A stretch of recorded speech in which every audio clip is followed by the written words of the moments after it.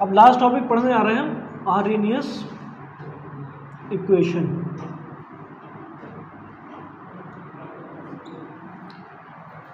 Arrhenius equation होती है K is equal to a e minus e a by r T.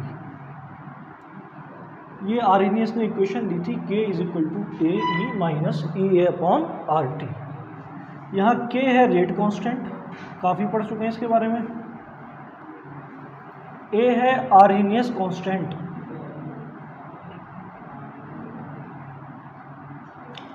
Exponent से पहले आ रहा है इसीलिए से बोलते हैं प्री एक्सपोनेंशियल फैक्टर, और इसी का एक और नाम है फ्रीक्वेंसी फैक्टर। E ये तुम्हें पता ही है, एक्टिवेशन एनर्जी।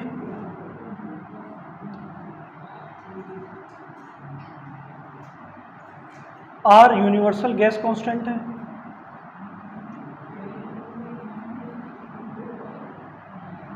और T टेम्परेचर हो गया। ये आर्हेनियस ने क्वेश्चन दी थी K is equal to a e minus E upon r t. ठीक है भाई, बोलो। अब इसके बाद हम पढ़ेंगे फैक्टर जो कि अफेक्ट करते हैं रेट कांस्टेंट। कल हमने पढ़ा था कि किस किस फैक्टर पर रेट ऑफ रिएक्शन डिपेंड करेगा। तुम्हें याद हो तो बताओ, nature of reactant, concentration, pressure, temperature और कैटलिस्ट। इन 6 चीज़ों पर रेट ऑफ रिएक्शन डिपेंड कर रहा था। अब हम पढ़ेंगे रेट कांस्टेंट किस किस फैक्टर पर डिपेंड करेगा। Factor affecting rate constant.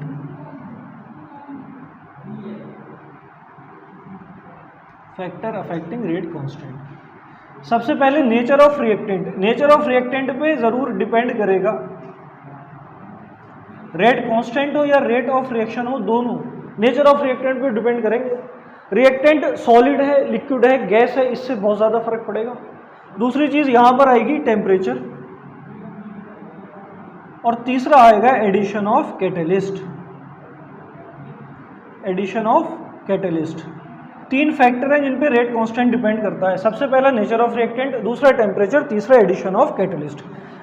हमारे पास इक्वेशन है K is equal to a e minus e A upon r t. अब यह एक्टिवेशन एनर्जी से पहले माइनस साइन है, मैं इसको नीचे ले जा सकता हूं। K is equal to a e minus, अब ये माइनस हो जाएगा plus e a by r t. ठीक है भाई, देखो ध्यान से। अब अगर टेम्परेचर बढ़ेगा, टेम्परेचर अगर बढ़ेगा तो बताओ ये पूरा टर्म घट जाएगा। क्या ये बात समझ में आई? नहीं आई? ये बात समझ में आई? नहीं आई तो देखो, ई ए अपॉन आर टी, ये न्यूमरेटर है, ये डिनोमिनेटर है। टेम्परेचर अगर बढ़ा, टेम्परेचर अगर बढ़ा यानी डिनोमिनेटर अगर बढ़ा, तो बताओ ये पूरा टर्म घटेगा नहीं घटेगा? घटेगा। अरे न्यूमरेटर ये डिनोमिनेटर है, अगर डिनोमिनेटर बढ़ेगा तो ये पूरा टर्म घटेगा नहीं घटेगा? ऐसे समझ लो 1/2 है, और इसी को मैं डिनोमिनेटर बढ़ा दूं 1/5, तो ये घट जाएगा नहीं घट जाएगा? सीधी सी मैथ है। तो अगर ये बढ़ेगा तो ये पूरा घटेगा, और अगर ये घटेगा तो ये पूरा भी घट जाएगा। बोलो।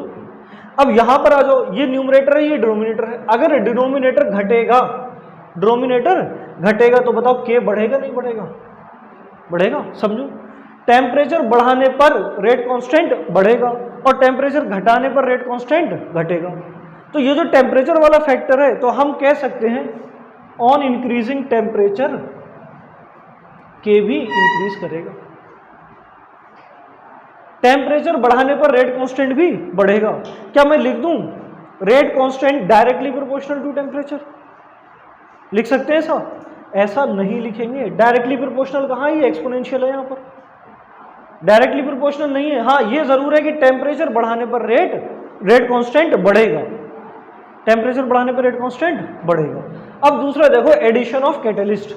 अगर तुमने कैटलिस्ट ऐड किया है और कैटलिस्ट तुमने लिया है पॉजिटिव, जनरली हम पॉजिटिव कैटलिस्ट की बात कर रहे हैं। अगर कैटलिस्ट लिया है पॉजिटिव, तो मुझे बताओ एक्टिवेशन एनर्जी घटेगी या बढ़ेगी? एक्टिवेशन एनर्जी घटेगी। पॉजिटिव कैटलिस्ट ऐड करने पर, पॉजिटिव कैटलिस्ट ऐड करने पर थ्रेशोल्ड बैरियर भी घटेगा, और साथ ही साथ एक्टिवेशन एनर्जी भी घटेगी। अब तुम फिर से अपने फॉर्मूले में आ जाओ, यहाँ फिर से आ जाओ। K is equal to a upon e A upon r t. ठीक है, तो अगर तुमने कैटलिस्ट ऐड किया है तो एक्टिवेशन एनर्जी घटेगी, यानी ये न्यूमरेटर घटेगा, और अगर न्यूमरेटर घटेगा तो ये पूरा टर्म भी घट जाएगा, ये पूरा टर्म भी घटेगा। और अगर ये घटेगा, अब देखो यहां पर आ जाओ, न्यूमरेटर और डिनोमिनेटर, अगर डिनोमिनेटर घटेगा तो K बढ़ जाएगा, यानी पॉजिटिव कैटलिस्ट ऐड करने पर रेट कांस्टेंट की वैल्यू बढ़ेगी, और इसका उल्टा अगर नेगेटिव कैटलिस्ट ऐड करोगे तो एक्टिवेशन एनर्जी बढ़ जाएगी, ये पूरा टर्म बढ़ जाएगा तो ये पूरा टर्म कम हो जाएगा। बात समझ में आ रही है? सिंपल मैथ है। तो अगर कैटलिस्ट ऐड किया है और कैटलिस्ट पॉजिटिव है तब तो रेट कांस्टेंट बढ़ेगा, और अगर कैटलिस्ट नेगेटिव है तो रेट कांस्टेंट घट जाएगा। अब समझो K और A की फिजिकल सिग्निफिकेंस क्या है। K और A की फिजिकल सिग्निफिकेंस की बात करने जा रहे हैं। Physical significance of K and A।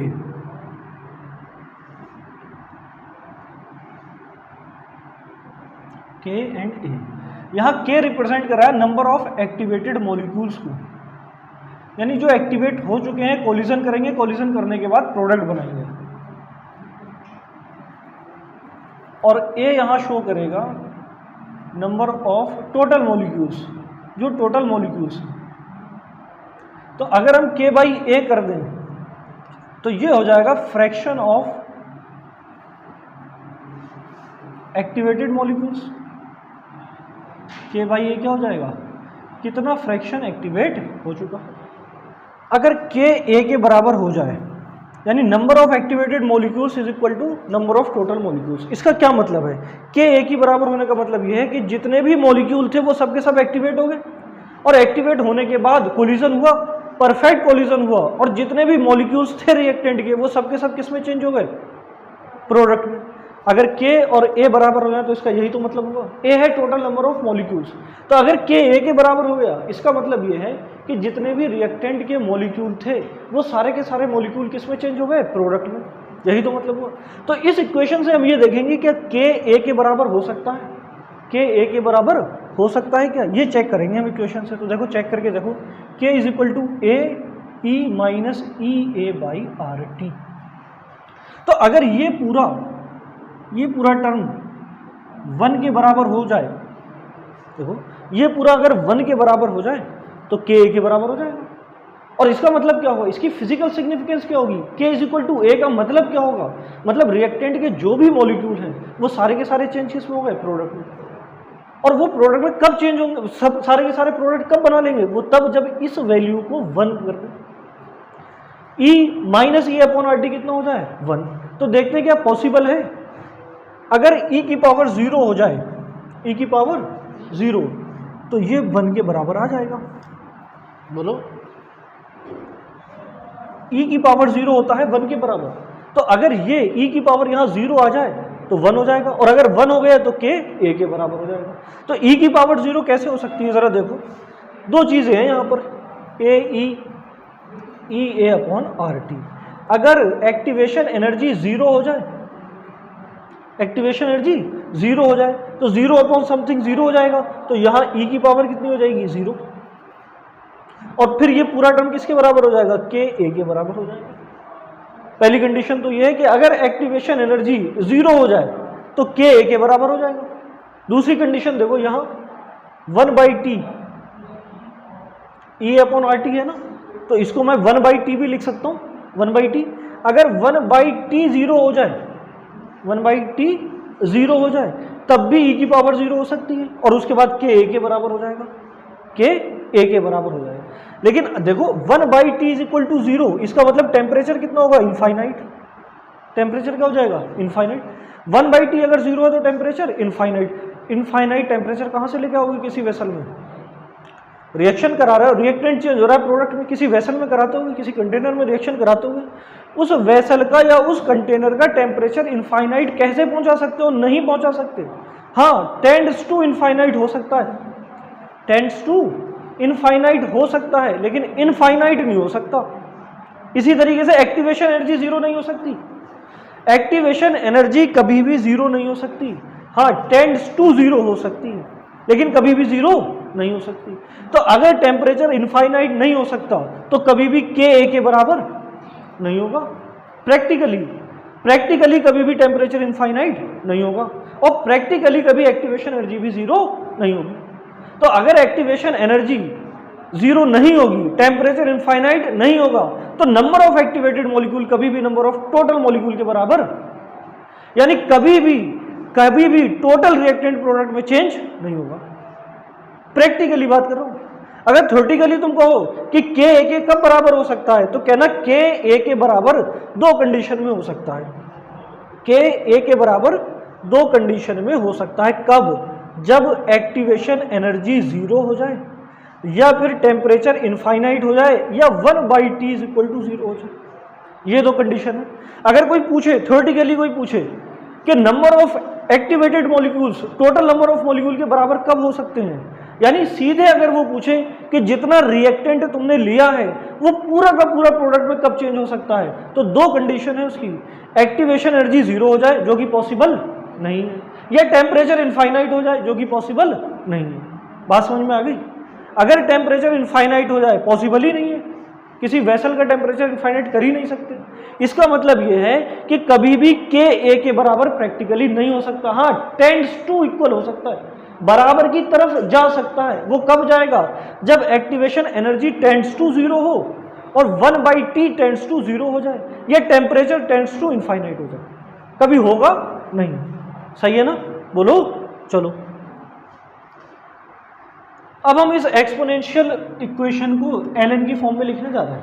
तो दोनों तरफ ln अप्लाई कर दो। ये हो जाएगा ln k = ln AE - EA/RT। ये हो जाएगा ln k = ln A plus ln E - EA/RT।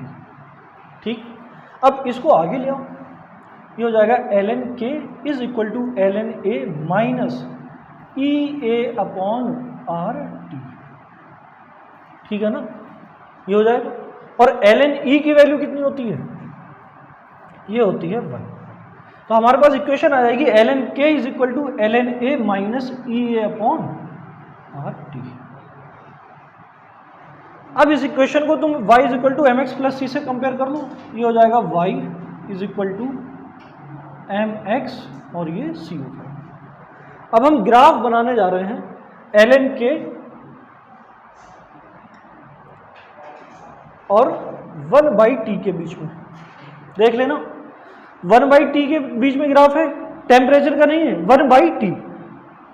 ln यहां भी देख लेना, log नहीं है, ln है। अभी log का भी बनाएंगे, log का, इसी को हम log की फॉर्म में चेंज कर लेंगे। अभी ln k और 1/T के बीच में ग्राफ है। तो यहां से देखो, तुमने x एक्सिस पे टेम्परेचर को लिया, तो ये तो हो गया x एक्सिस, यहाँ 1/T 1। ठीक, y एक्सिस पे तुमने ln k ले रखा है, यहाँ इंटरसेप्ट क्या होगा?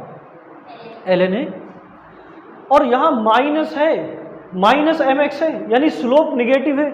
स्लोप अगर निगेटिव है तो ग्राफ डिक्रीजिंग आएगा, ऐसे ग्राफ यूं आएगा। ठीक है ना? ग्राफ यूं आएगा। बात समझ में आ रही है? जब ग्राफ यूं आएगा तो यहां तुम देखो स्लोप आ जाएगा, स्लोप -m होगा यहाँ, और ये हो जाएगा -EA/R। बहुत इंपॉर्टेंट है, इससे क्वेश्चन आता है। स्लोप यहाँ हो जाएगा -EA/R ln k का जब बनाओगे, ln k और 1/T, ln k और 1/T के बीच में जब ग्राफ बनाओगे तो स्लोप क्या आएगा? E - EA/R। ध्यान से देखना, ये टेक्निकली गलत है। ग्राफ थोड़ा सा आगे से शुरू होगा, थोड़ा सा आगे से लिख देते हैं, कोई दिक्कत नहीं है। तुम चाहो तो ऐसे भी बना लो, कोई दिक्कत नहीं है, लेकिन ये यहाँ से बिल्कुल एकदम यहाँ से शुरू नहीं होगा। क्यों? अगर यहाँ से तुम शुरू कर रहे हो तो यहाँ देखो ओरिजिन पे 1/T 0 ला रहे हो, 1/T 0 हो जाएगा ना। अगर तुमने ग्राफ यहाँ से बना दिया, इसका मतलब 1/T 0 है, और 1/T 0 का मतलब T इनफाइनाइट हो जाएगा। पॉसिबल ही नहीं है, पॉसिबल नहीं है। लेकिन ठीक है, कैसे भी बना लो, चल जाएगा, इतना नहीं पूछते। अब इसके बाद तुम इसको लॉग में चेंज कर लो। ये हो जाएगा 2.303 log k = 2.303 log A - EA/RT। तो 2.303 से डिवाइड कर दो सब जगह, तो यहाँ आ जाएगा log k is equal to log a minus e A upon 2.303 RT। ये इंपॉर्टेंट है, इससे कई बार क्वेश्चन पूछा है। लॉग फॉर्म से पूछता है, ln से कम पूछा है, लॉग से ज्यादा पूछता है क्वेश्चन। ठीक, तो इसी ग्राफ में मैं log k ले लेता हूं, log k के और 1/t के बीच में जब ग्राफ बनाएंगे तो देखो सेम बनेगा, डिफरेंस आ जाएगा यहाँ स्लोप में डिफरेंस आ जाएगा। इस बार स्लोप हो जाएगा माइनस ई ए अपॉन 2.303 R। ये इंपॉर्टेंट है, स्लोप इंपॉर्टेंट है, क्वेश्चन आया इससे अभी करा तो एक क्वेश्चन। यहां स्लोप हो जाएगा ई ए माइनस ई अपॉन 2.303 R। और जब तुम ln k का ग्राफ बनाओगे, ln k 1/t का ग्राफ बनाओगे, तब स्लोप हो जाएगा ई ए अपॉन R माइनस ई अपॉन R। और जब लॉग फॉर्म में बनाओगे तो माइनस ई अपॉन 2.303 R। ये इंपॉर्टेंट है। अब देखो, अगर हम इस इक्वेशन को दो अलग अलग टेम्परेचर पे लिखें, log k is equal to log a minus e A upon 2.303 RT। अब लेट सपोज यहां पर हम T1 टेम्परेचर ले लें, तो यहां रेट कांस्टेंट हो जाएगा K1, ठीक है भाई। और तुम T2 टेम्परेचर ले लो, किसी T2 टेम्परेचर पे लोगे तो log K2 हो जाएगा, log A चेंज नहीं होगा, ये तो आरजीएस कांस्टेंट है। इसके बाद हम लिखेंगे ई ए अपॉन 2.303 RT2। टेम्परेचर T2 कर दिया तो रेट कांस्टेंट हो गया K2, क्योंकि रेट कांस्टेंट डिपेंड करता है टेम्परेचर पे। टेम्परेचर चेंज करोगे रेट कांस्टेंट चेंज हो जाएगा, लेकिन एक्टिवेशन एनर्जी टेम्परेचर पे डिपेंड नहीं करती है। बात समझ में आ रही है? तुमने यहाँ टेम्परेचर T1 लिया और यहाँ टेम्परेचर T2 लिया, टेम्परेचर चेंज किया, एक्टिवेशन एनर्जी चेंज नहीं। बात समझ में? एक्टिवेशन एनर्जी कभी भी टेम्परेचर पे डिपेंड नहीं करेगी, ठीक है भाई, क्योंकि जो हम एक्टिवेशन एनर्जी पढ़ते हैं वो स्टैंडर्ड कंडीशन में पढ़ते हैं, स्टैंडर्ड टेम्परेचर और स्टैंडर्ड प्रेशर के लिए एक्टिवेशन एनर्जी को डिफाइन करते हैं। तो अगर तुमने टेम्परेचर चेंज कर भी दिया तब भी एक्टिवेशन एनर्जी पे कोई फर्क नहीं पड़ने वाला। इन दोनों को सब्ट्रैक्ट कर दो, देखो हो जाएगा log K2 minus log K1। ये समझ में आया? 2 को 1 से सब्ट्रैक्ट कर दो, log K2 minus log K1। अब log A तो log A कट जाएगा, इसमें कोई दिक्कत ही नहीं है। ये हो जाएगा माइनस ई ए अपॉन 2.303 RT2 माइनस, और इसमें भी माइनस ई ए अपॉन 2.303 RT2। तो ये माइनस माइनस तो प्लस हो जाएगा, T2 आगे आ जाएगा। अच्छा, ये तुमने पढ़ा होगा log A minus log B, ये होता है log A बाई B के बराबर। तो यही आइडेंटिटी लगा दें यहाँ पर, यहाँ हो जाएगा log K2 by K1 is equal to, अब यहाँ देखना माइनस माइनस प्लस, इसको तुम आगे ले आओ, ये प्लस हो गया ना, इसे आगे ले आओ, तो हो जाएगा ई ए अपॉन 2.303 R। इतना कॉमन ले लो दोनों में, और यहाँ हो जाएगा 1 अपॉन T1, यहाँ T1 होगा भाई, 1 upon T1 minus 1 upon T2, और ये आ गया एक्सप्रेशन।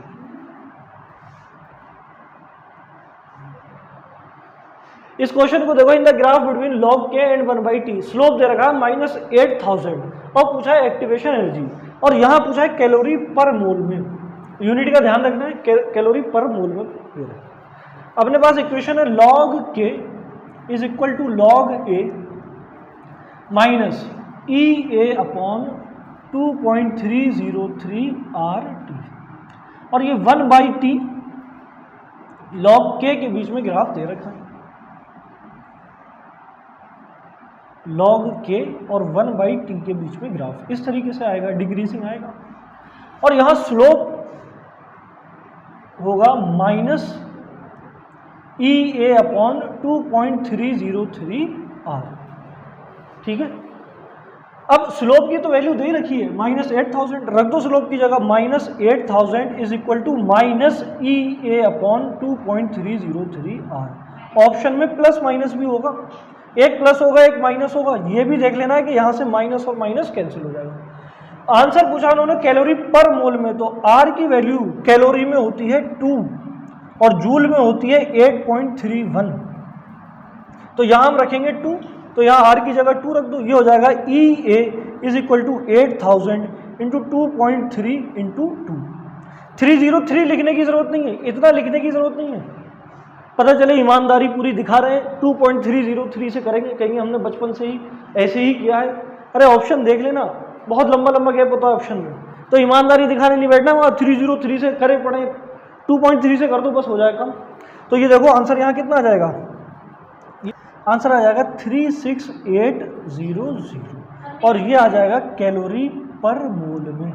क्वेश्चन दे रखा है if temperature is increased from 30 degree to 60 degree Celsius, rate increases 5 times, rate कितने गुना बढ़ जाएगा, 5। Find out activation energy in calorie per mole. अब यहाँ इन्होंने दे रखा है रेट बढ़ रहा है, इन्होंने रेट कांस्टेंट की बात ही नहीं की, और अपने पास जो फॉर्मूला है वो तो रेट कांस्टेंट के लिए है, रेट कांस्टेंट के लिए। तो देखो जो रेट ऑफ रिएक्शन, जितना रेट ऑफ रिएक्शन बढ़ेगा उतना ही क्या बढ़ेगा, रेट कांस्टेंट। कैसे, फॉर्मूला था रेट का k a की पावर n, ठीक।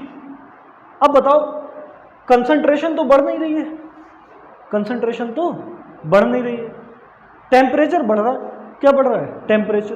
तो टेम्परेचर बढ़ने से जितना रेट कांस्टेंट बढ़ेगा उतना ही तो रेट बढ़ेगा।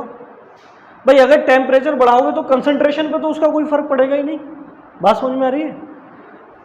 टेम्परेचर बढ़ाने का कंसंट्रेशन पे कोई फर्क नहीं पड़ेगा, टेम्परेचर बढ़ाने से कंसंट्रेशन थोड़ी बढ़ जाती है, कंसंट्रेशन तो वही रहेगी। एवरेज काइनेटिक एनर्जी बढ़ती है, एवरेज काइनेटिक एनर्जी बढ़ने से नंबर ऑफ एक्टिवेटेड मॉलिक्यूल्स बढ़ जाते हैं, नंबर ऑफ इफेक्टिव कोलिजन बढ़ जाते हैं, तो रेट कांस्टेंट भी बढ़ जाएगा, तो रेट भी बढ़ जाएगा। तो जितना रेट बढ़ेगा उतना ही रेट कांस्टेंट। तो अगर रेट 5 टाइम्स होगा तो रेट कांस्टेंट भी कितना हो जाएगा, 5 टाइम्स। ठीक है भाई, देखो अब अगर पहले 30 डिग्री पे रेट कांस्टेंट k था तो 60 डिग्री पे कितना हो जाएगा, 5k। बोलो, तो हम यहाँ अपना फॉर्मूला लगाएंगे log k2 upon k1 is equal to e A upon 2.303 r 1 upon T1 minus 1 upon T2। अब जो टेम्परेचर रखते हैं हमेशा केल्विन में रखते हैं, टेम्परेचर हमेशा किस में रखेंगे, केल्विन में। तो इसे 30 को भी और 60 को भी चेंज कर लो केल्विन। लेकिन एक बात है, जो डिफरेंस होगा, डिफरेंस वो चाहे केल्विन हो, चाहे सेल्सियस हो, चाहे फ़ारेनहाइट हो, कुछ भी यूनिट हो, डिफरेंस हमेशा सब में सेम आएगा। यानी जितना डिफरेंस सेल्सियस में आएगा, 60 से 30 घटाओ 30, उतना ही जब तुम इन दोनों को केल्विन में चेंज करोगे डिफरेंस तब भी सेम आएगा। बात समझ में आ रही है।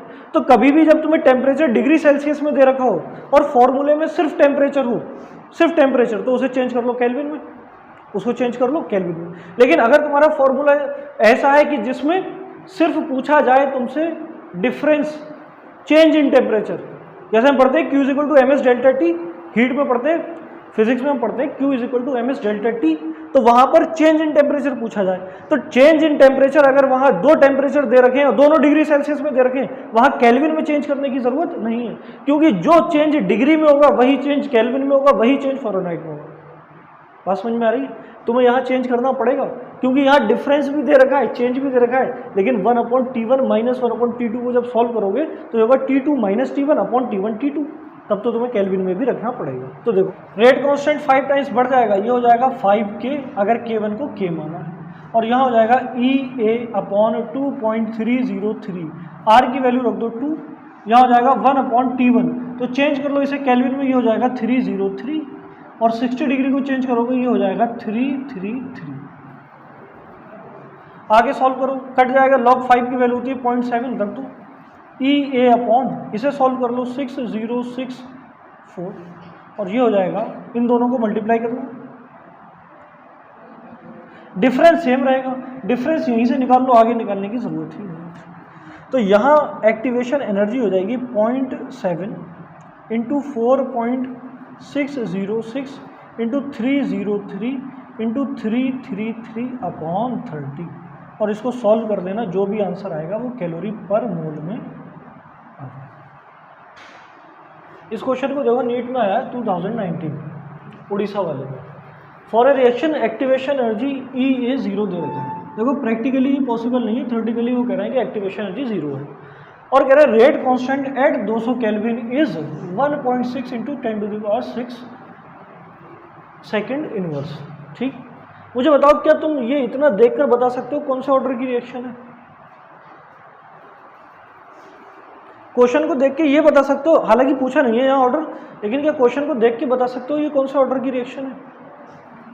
यहाँ देखो रेट कांस्टेंट की वैल्यू है second inverse unit, second inverse. Rate constant की यूनिट क्या है? सेकंड इनवर्स, और सेकंड इनवर्स होती है फर्स्ट ऑर्डर में। तो इस तरीके से भी कई बार क्वेश्चन आते हैं जिसमें तुम्हें ऑर्डर नहीं बताएगा, रेट कांस्टेंट दे देगा।